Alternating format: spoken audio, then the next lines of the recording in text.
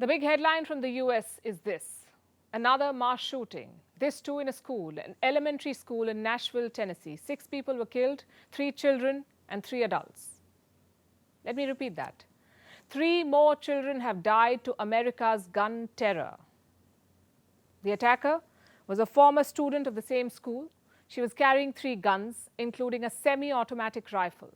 She was shot dead by the police. Her motives are still being investigated, while American politicians are busy repeating what they say after every such shooting. This is President Joe Biden. I just want to speak very briefly about the school shooting in Nashville, Tennessee. You know, Ben and I have been doing this our whole careers, it seems. And it's just, it's sick. You know, we're still gathering the facts of what happened and why. And we do know that as of now, there are a number of people who did not make it, including children. We're monitoring the situation really closely, Ben, as you know. And we have to do more to stop gun violence. It's ripping our communities apart, ripping the soul of this nation, ripping at the very soul of the nation. Gun violence is ripping apart the soul of the nation. Biden's saying the right things. But where is the action? Why can't his administration do anything about the violence? Why are guns the leading cause of death in the country? Why were there 89 school shooting incidents this year alone, 89 in the first 3 months of this year? The US is a country where you're more likely to get killed by a teenager than a terrorist. And in this situation, there's a clear villain: the US gun lobby, the NRA and their venomous ilk. They cite the US Second Amendment to stop any action to regulate guns. The Second Amendment protects an American citizen's right to bear arms. It is a byproduct of how the country was founded, through bloodshed. First by European colonizers, then by the Americans fighting off the British. It makes you wonder about Biden's words.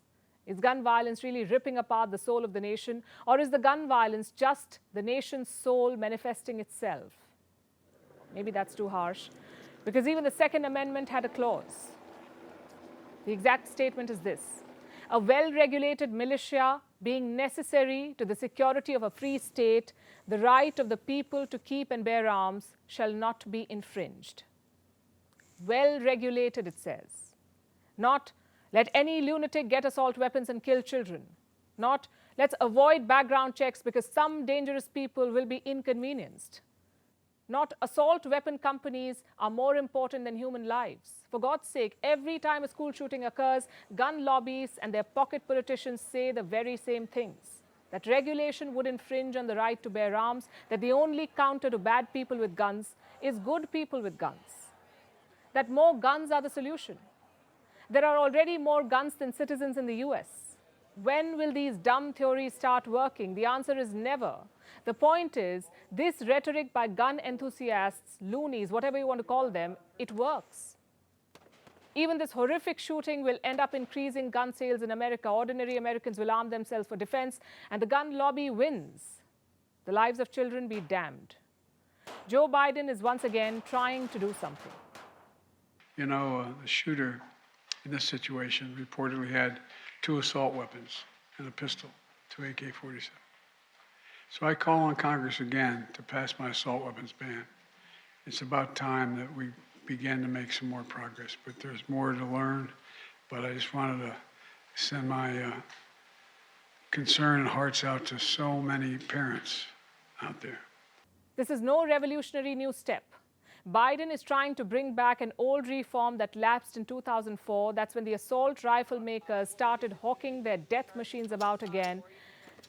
And they've, of course, had political patronage. This is last year's Christmas card by Nashville's Congress representative.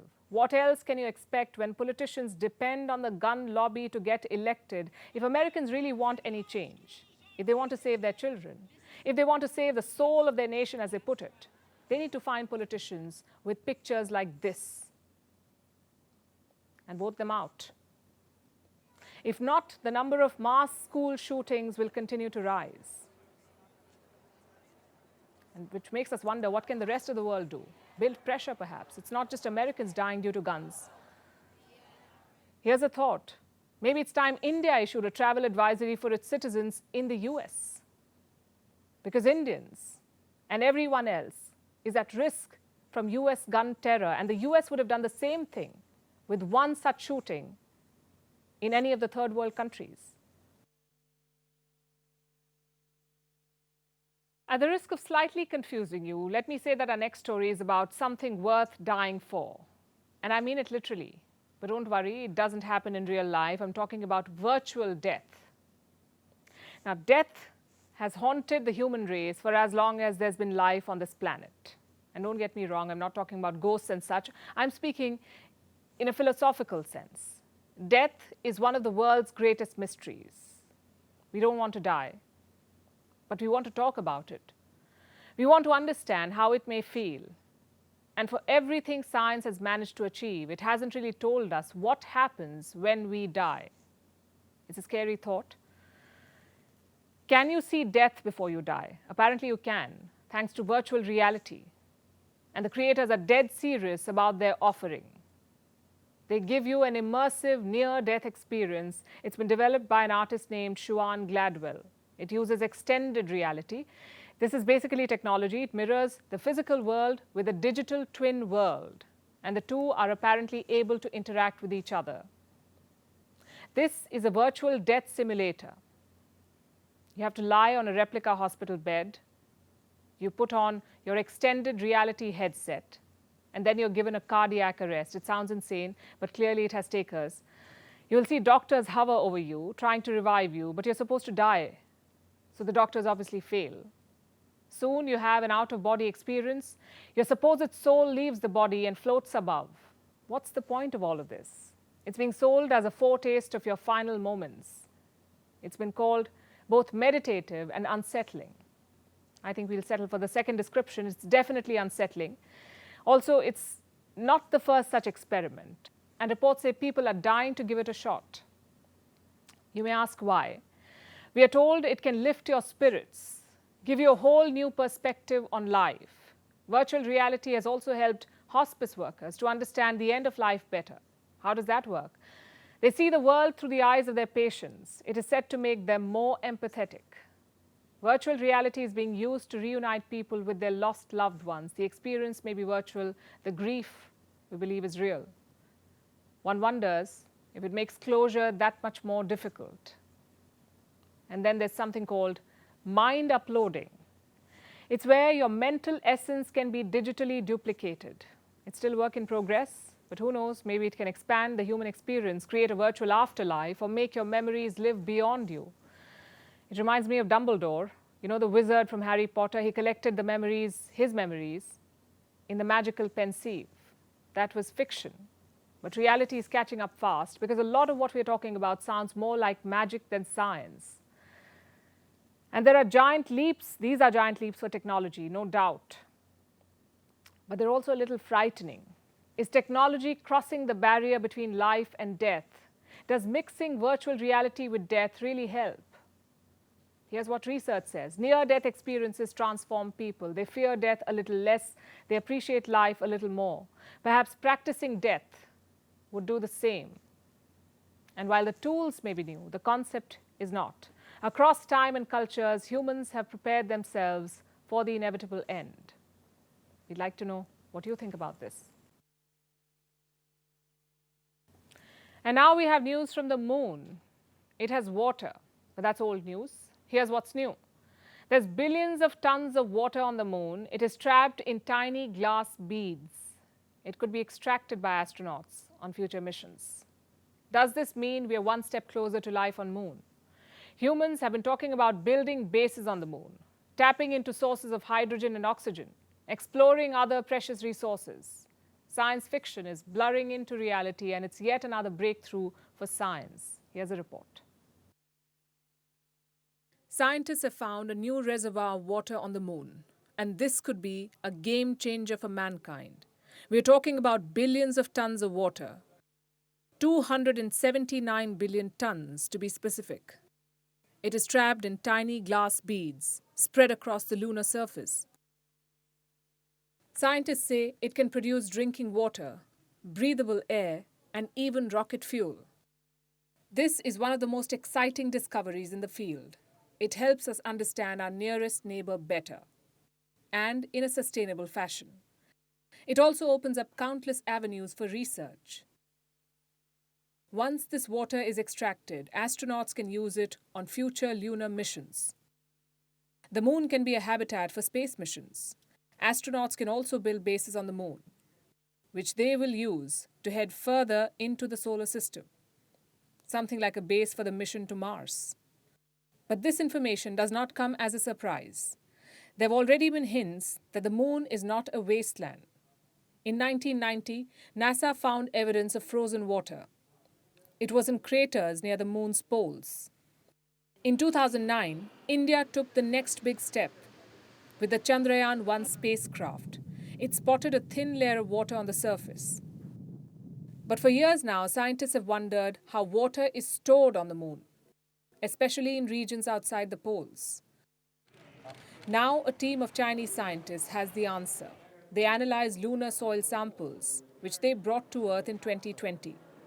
The soil has fine glass beads. They're all smaller than a millimeter.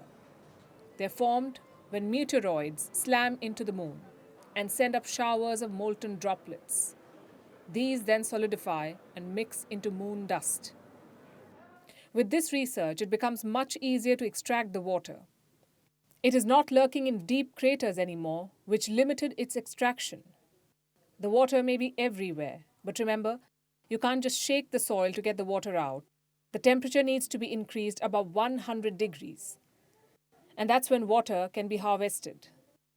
The study also confirms that there is a water cycle on the moon, and that the moon doesn't just have water, but also oxygen and hydrogen. This discovery completely expands the potential for exploring the moon, which space agencies are itching to do.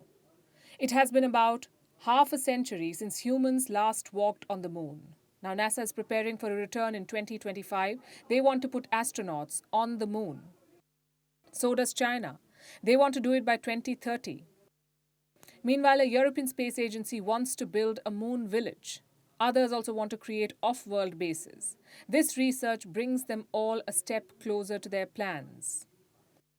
But for these dreams to come true, many challenges have to be overcome. How can this water be gathered in a sustainable fashion? Who will do it, and how will the water be used? Research is underway, and with growing international interest, it won't be long before these questions are answered. But for now, this discovery itself has been a giant leap for mankind.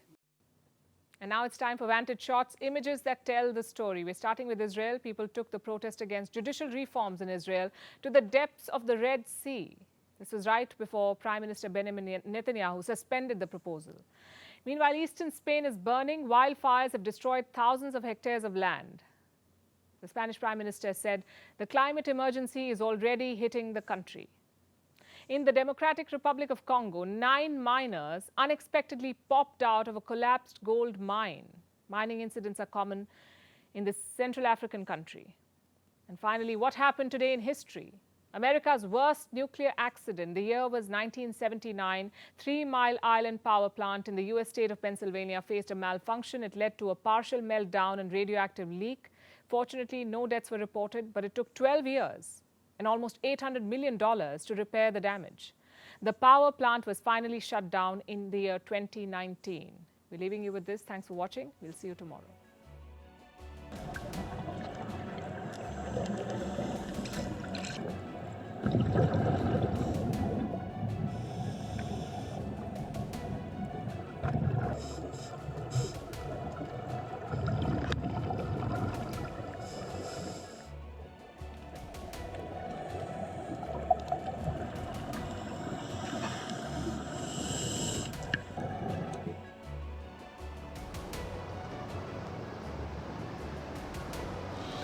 Aquí atajaré.